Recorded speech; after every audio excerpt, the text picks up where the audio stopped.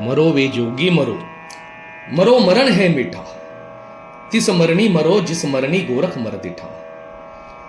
विश्व वंदनीय जगत गुरु हंसराज योगीराज विषय विध्वंस कबीर योगाब्जनि सरोवर माया स्वरूप दादा गुरु मच्छिंद्रनाथ जी के परम शिष्य गुरु गोरक्षनाथ जी के प्रगट दिन के अवसर पर गुरु गोरक्षनाथ जी की जन्म कथा हम सादर कर रहे हैं। वरुथनी एकादशी के दिन गुरु गोरक्षनाथ जी बंगाल प्रांत के चंद्रगिरी गांव में प्रकट हुए। जब प्रकट हुए तब वे 12 साल के थे।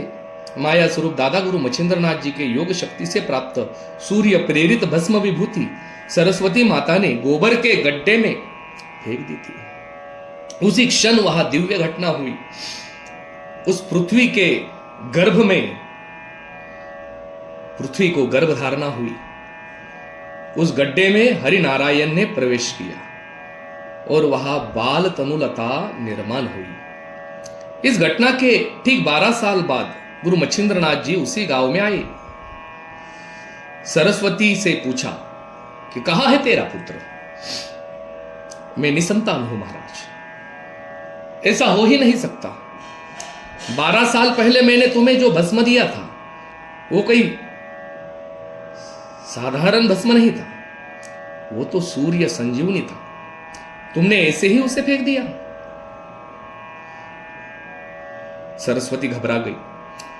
अरे यह तो वही साधु है जो 12 साल पहले आया था। पुत्र प्राप्ति के लिए इसने मुझे भस्म दिया था और अज्ञानता के कारण मैंने वह भस्म गोबर के गड्ढे में फेंक दिया था। मुझसे बहुत बड़ी गलती हो गई। अब जो होगा वो होगा। मुझे सत्य बताना होगा। फिर यह योगी जो शिक्षा देगा वह मुझे तैयार है। और सरस्वती ने मच्छिंद्रनाथ जी को सत्य बताया।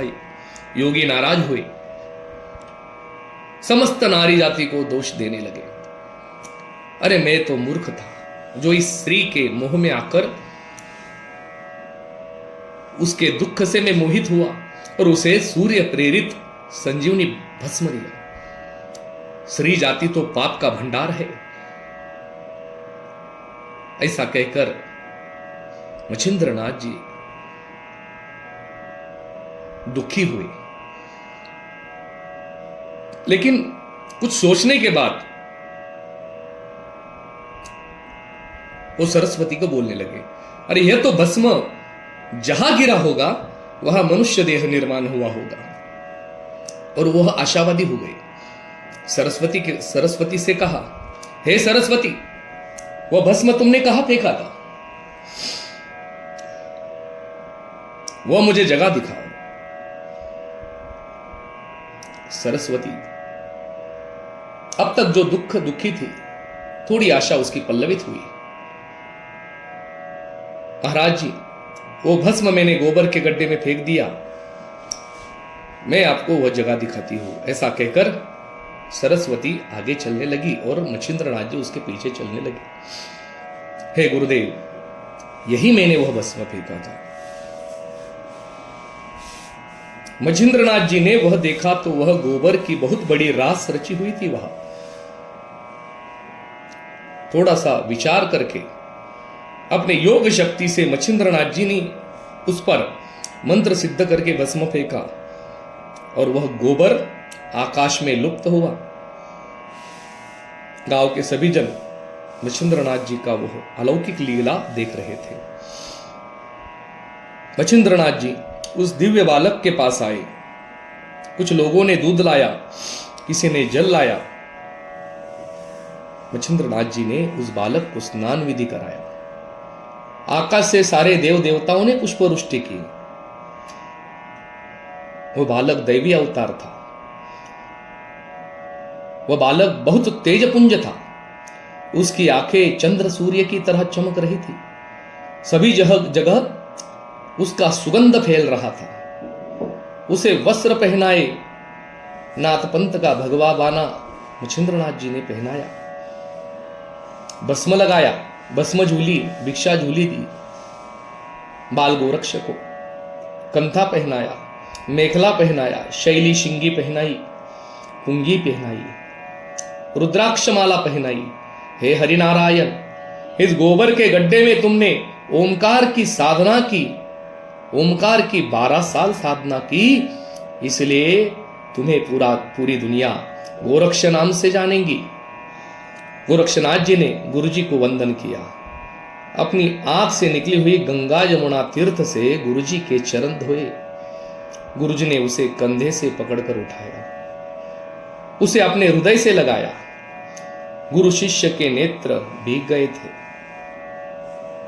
और यह अनुपम्य चित्र देखकर चंद्रगिरी ग्राम के सभी लोग भावनिक होकर रोने लगे। लेकिन सरस्वती का दुख कुछ अलग था। काश मैंने वह भस्म पूरे विश्वास से खाया होता, यह पुत्र मेरी कोख से जन्मा होता।